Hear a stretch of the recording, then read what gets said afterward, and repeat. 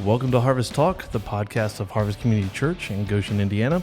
Harvest is a community church with a vision to change the world, and we do that by reaching people and building their lives. And my name is Pastor Jeremy. It's an honor to be with you today. If you ever want to know anything about Harvest Community Church, just check out our website, hccgoshen.org. And really excited about our podcast today. We have with us Jen Yoder. Just say hi to everyone real quickly, Jen. Hi. Hey.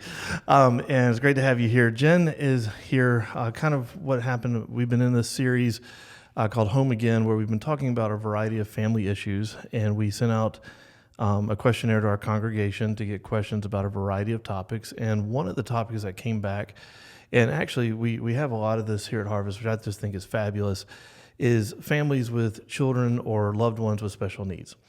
And so I decided, hey, we've got 25 minutes in a format to be able to talk about this.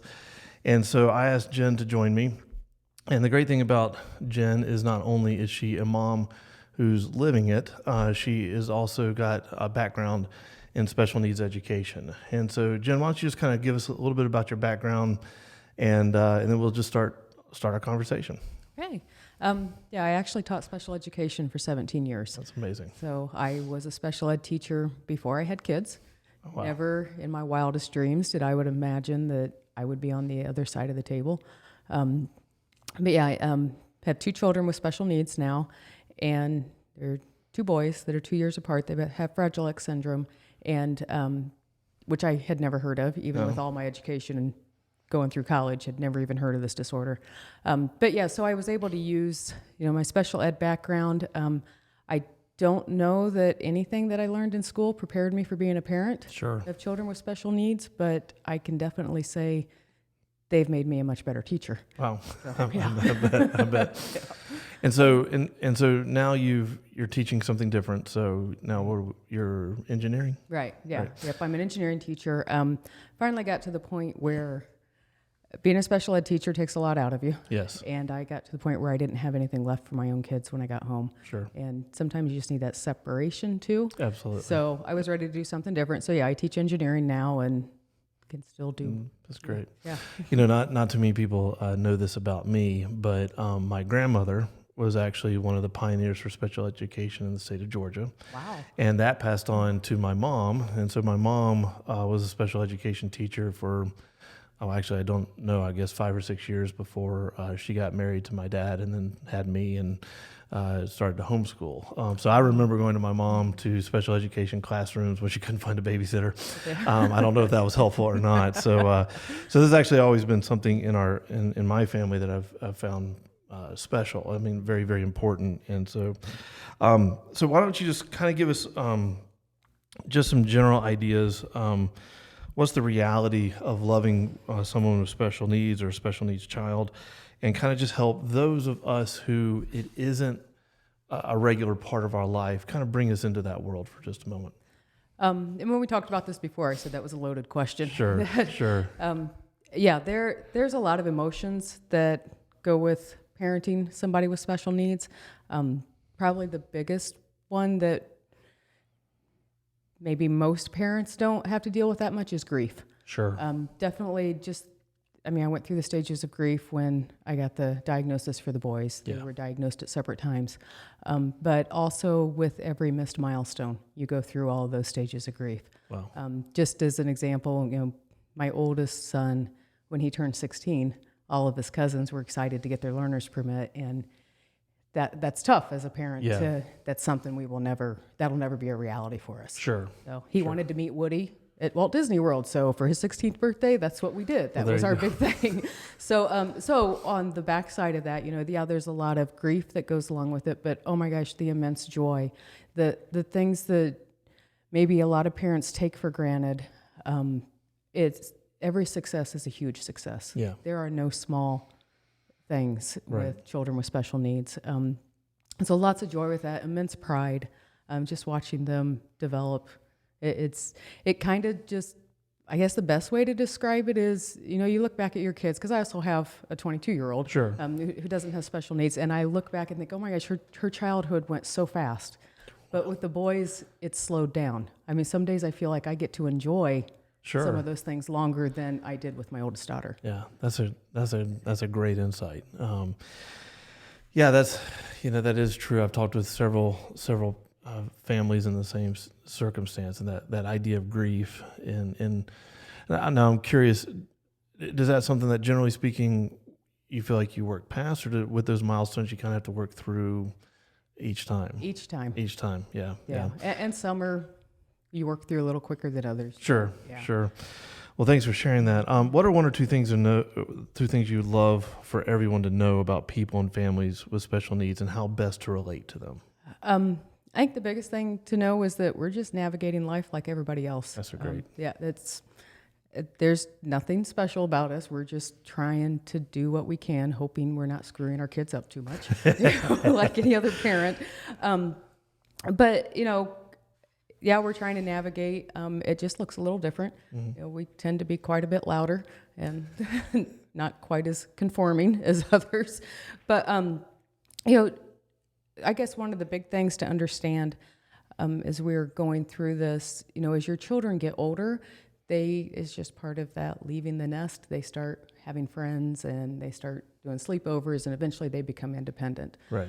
As our children get older, we are their social life. Sure. So, and that's been difficult at times. We've lost some friendships because, okay, you've got 2 teenagers at home, but you can't just drop everything and go. Well, no, I Right. can't leave my kids at home, and I can't take them to things that may not be appropriate for them.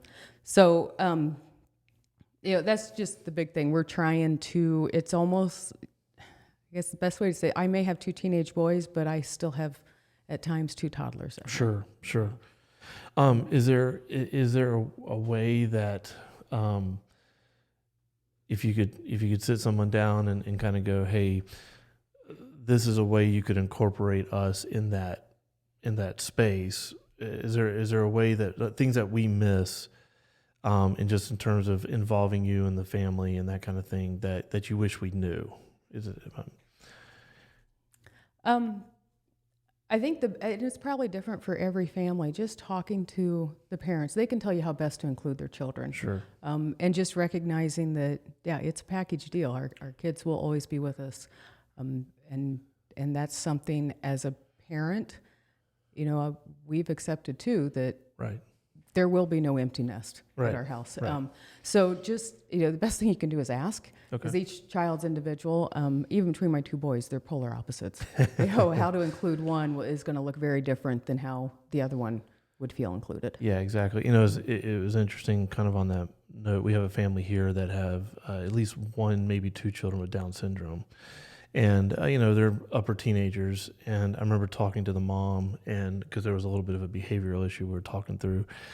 And she just kind of looked back at me and was like, well, Jeremy, here's what you got to know. Yes, there is this condition, but under it, he's still an 18-year-old in terms of his spirit, or 16-year-old, whatever age it was. And like, you still got to navigate those things and then bring them into your world.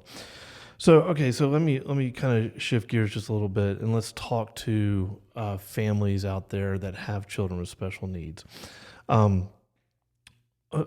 What kind of advice and encouragement would you give to them? What are things that you've learned that maybe you wish you had known a little bit earlier on, or that kind of thing? You are not alone. Yeah. Find a support network. Especially now with social media the way it is, you can find online support networks. Because I get it, not your family, extended family, even close family isn't always the best support. Sure. Because especially your close family, they're trying to deal with it as well. Right. They're navigating that with you. So find somebody who has been through it, even if it's just a similar case. Use that support. And that's something I still use daily, especially, as the boys reach different parts of their lives. I'm constantly looking for, okay, what can I expect for this? Okay, puberty's scary. Puberty's scary for any parent. Yeah. But now I've got 2 boys going through puberty that have no idea what's going on. Wow. So just having that support network, having somebody just to talk to, even if it's somebody to cry to, you do not have to face this alone. Right. Are there, in addition to social media, are there like resources or places you would direct families to kind of check out? I I would say the biggest thing that's helped our boys for in the social area is Special Olympics. Oh, really? So we've gotten really involved with Special Olympics. They take anyone from the age of 8 to 99. Wow. So yeah, and it's cool to watch the boys make friends that they can truly relate to. Sure. And yeah, so definitely I would, because recreation is a hard thing. Yeah. It's hard we have to plan all of the social Right. outings for the boys. So having that outlet, I know when the boys were young, First Steps was huge. Okay. That's actually what led us to finding a diagnosis and getting a lot of therapy. We started off with Colt, and then Clay had his first therapy when he was 3 days old. Wow. So yeah, and that was all done through First Steps. So there are a lot of resources out there. Check with your schools. They have a list of resources as well. Very good. Curious, what sports do they do? They do basketball and swimming. Very nice. And then they play unified football at school. Okay, awesome. That's really cool. Okay, so let's talk about marriages. How do you walk through that as a team? And I mean, you've already mentioned the grief factor, and so if it's like other marriages, I would assume that it's common for spouses to deal with grief in different ways and at different times. Walk a married couple through some things you've learned or you would hope to know. With any marriage, communication Yeah. is huge. I think probably the biggest thing, biggest piece of advice I could give is typically the mom is the manager of the household. Right.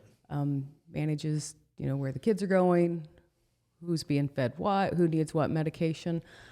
Sharing that responsibility is huge. As a mom, that's a big responsibility anyways, but when you add special needs on there, I don't know a mom that I've met yet that hasn't woke up in the middle of the night in sweats. Sure. Just what's going to happen to my kids if I'm gone. Right. So knowing that you have that partner,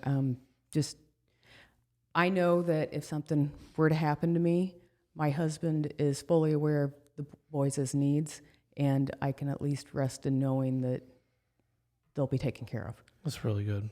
So those are conversations you guys have intentionally sat down to have and walk through and those kinds of things.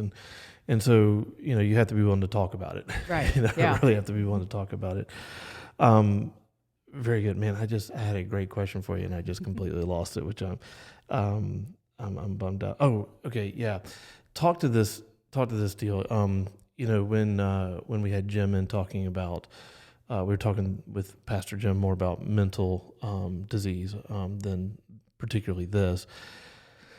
How do you, with all the responsibility, and then I would have to assume you're like most moms, so there's a level of mom guilt in there somewhere with everything. How do you give yourself permission to take the break, to find the reason? How do you refresh yourself? And find that extra energy, and then I know you. I've been around you several times where the boys weren't there. Mm-hmm. So how do you give yourself that permission to just kind of self-care, so to speak?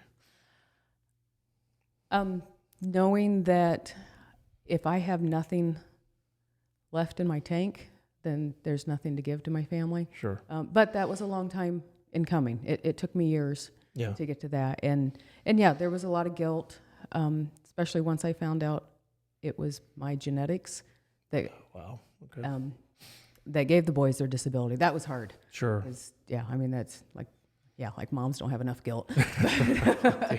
Oh man. So, at coming to the realization that parenting's not perfect, I'm not going to be the perfect parent. It's okay to screw up. Yes. I'm sure my older daughter will tell you that's happened. And I think maturity and getting older has helped me give myself a little grace. Mm-hmm. Also, just having that great support network. We've got really dear friends that have taken the kids overnight since they were infants. Right. And it took me a while to finally get to the point of being comfortable and saying, I just need a break. Sure. I need you to, can you just take them for a few hours? Just giving myself the grace to do that and realizing that I will be a much better mom once I've taken care of myself some. So as far as what I do for taking care of myself, we have horses. Right. So I do much different writing when the boys aren't with me than when the boys are with me. Yeah, a lot of safety things go out the window when the boys aren't with me. But, and my husband will tell you that I have a mad rosebush addiction. And Oh, wow. yeah, so Very nice. Very nice. That's great. All right. So we're here. I'm a pastor. What do you wish churches would know? If there, in case there's a pastor or a ministry organization out there, I've been fortunate. I'm not sure if you know Johnny Erickson Tata. She was a lady that when she was 16, 17, 18, had a diving accident and paralyzed from the neck down. oh, wow. And phenomenal story of God's grace. But she's gone on to create, I think it's called Johnny's Kids, in case there's a pastor out there listening to me or a ministry director, where it's basically an entire organization that tries to help churches prepare for all kinds of special needs, disabilities, mental issues for anybody. So I've been fortunate enough to have some of that training, but what do you wish churches would know or pastors would know about these kind of situations, caring for families in these kind of situations, or even helping them to incorporate families in these types of situations? I think probably the biggest question that's come up for me, just in the church family that I've been in throughout the years, is parents need to know their children are going to be okay. Sure. So making sure you're communicating salvation for everybody. Right. And I know this is a question I've struggled with for years. Sure. Is I teach my boys about Jesus. I mean, they know about Jesus, even though that's a pretty abstract concept for somebody with special needs. Yes. As a parent, I worry that if they aren't cognitively able to make that decision to follow Jesus, are they saved? Right. Right. So I think communicating that Sure. and the biblical truth that goes with that is huge for helping families feel included. Absolutely. Yeah, that's great. And we talked about this briefly, but what I tell families in this circumstance, as well as like when you deal with things like infant death and all that kind of stuff, I firmly believe that first of all, I firmly believe in the spirituality of people with special needs. Like I've seen the spirituality of people with special needs, and sometimes in remarkably beautiful ways. And so even though it's that kind of that thing where you can tell something's not quite what we would call normal there's a very genuine spirit inside, and it's part of the body, soul, and spirit. And so I firmly, completely believe in that. And so what I tell people is that I believe that God has a unique grace to save people that don't have the cognitive ability to make the choice. And the wonderful thing about his grace is that it's his action towards them. Now, here's the thing. I don't know exactly how he does it because it's not spelled out in the Bible. Right. And we get and the reason I tell people that is because I have seen some theologies that to me kind of mess it up a little bit and lead us to a place that's not a good theological place. It's age of accountability and these kinds of things. And what I say is listen, we see it with David's child right after Bathsheba, the whole deal, baby dies, and God clearly makes an indication that the child is with me. Right. I mean, that's a pretty weird one to think about. David did nothing right. This was not a holy baby, if you will, Right. and yet no choice.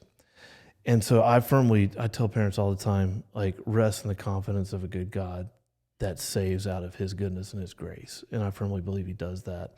And so those are the kinds of things that I believe. Now, I think I really appreciate that because, when you're up there preaching, you're thinking about the choice. Right. And that's a good something to put in my toolbox going forward is like, man, we probably need to address this issue. So I do appreciate that. Anything else you'd like to share or talk about or say while you've got the chance? I could talk for hours. Oh, okay. But I won't. No.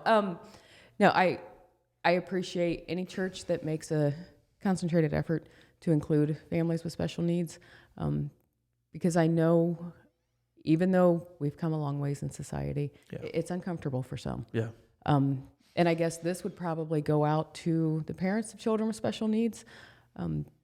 Keep trying, keep getting your kids out there.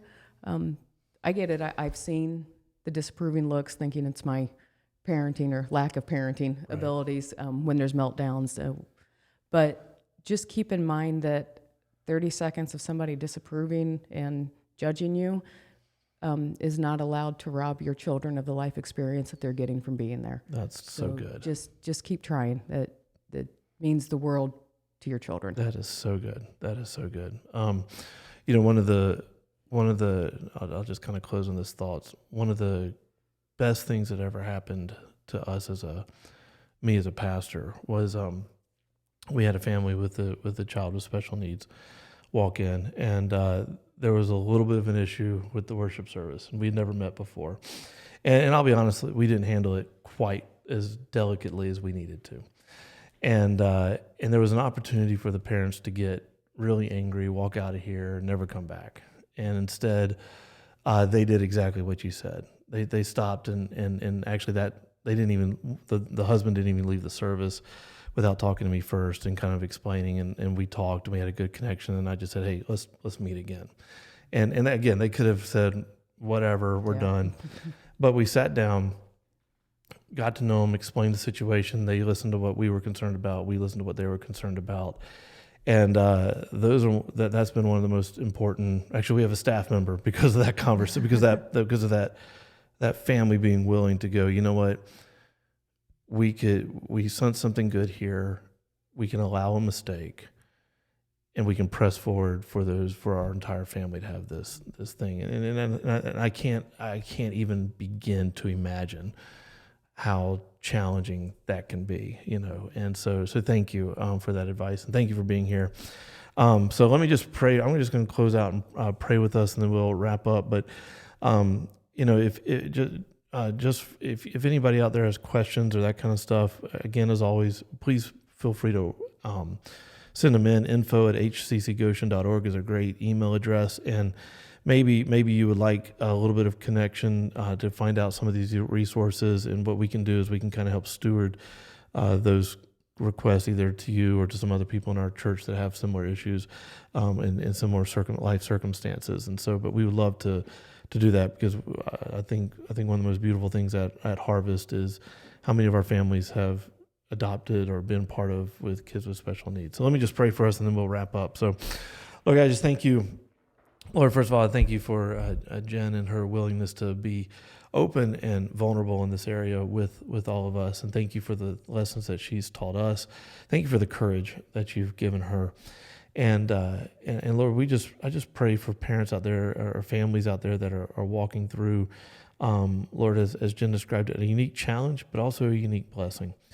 And I just pray that they would be encouraged today by your Holy Spirit. And Lord, I pray that we here at Harvest would get better in this issue and reaching families and making everyone feel welcome in that way.